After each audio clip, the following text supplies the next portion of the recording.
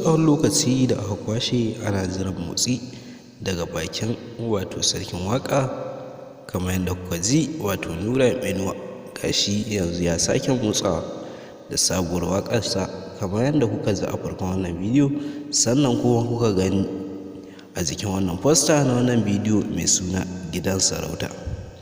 Idan mai sauraron mu ya bibiye mu har zuwa ƙarshen wannan shiri zai samu bayani akan wannan sabuwar waƙa na Nura M Inuwa da cikakkiyar sabuwar waƙar nan.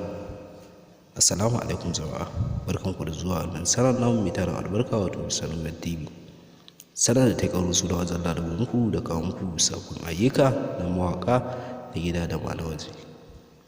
A yau mun lalubunku sabuwar waƙar Nura M Inuwa kamar yadda muka ga muku a farkon wannan shiri mai suna Gidan Sarauta.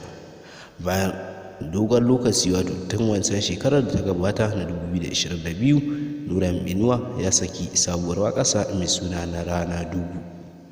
A wannan karo gashi ya dawo muku da sabuwar waƙarsa wanda ta kasance ita ne farkon waƙa ta farko da zai saka a wannan shekara na 2023, waƙar Gidan Sarauta.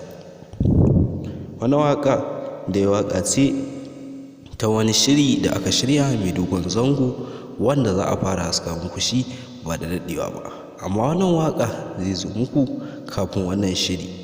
Wannan waƙa dai na Gidan Sarauta waƙa ce ta soyayya, sannan kuma da bayani kamar yadda kuka sani dama Nura M Inuwa ya saba kawo muku waƙoƙin soyayya da na jawo hankali da na bukukuwa ma. To wannan waƙa ma dai ta kasance ɗaya daga cikin waɗannan waƙoƙi da ya saba kawo muku.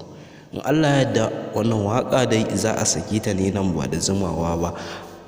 Wannan waƙa kuma in an sake ta, in Allah ya yarda za ku same ta a wannan channel namu mai tarin albarka ba tare da kun sha wuya ba. Idan mai sauraro na son samun wannan waƙa da zarar Nura M Inuwa ya sake ta, ku danna mana subscribe, sannan ku danna alamar ƙarawa da zarar an saka za ku same ta a wannan channel namu mai tarin albarka.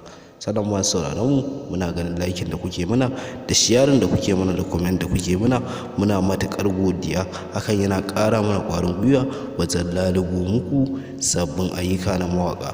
Muna godiya da ziyartar mu da kuka yi a yau, sai kun ga mu a shiri na gaba a wani waƙa da zamu lalubo muku sabuwa. Mun gode.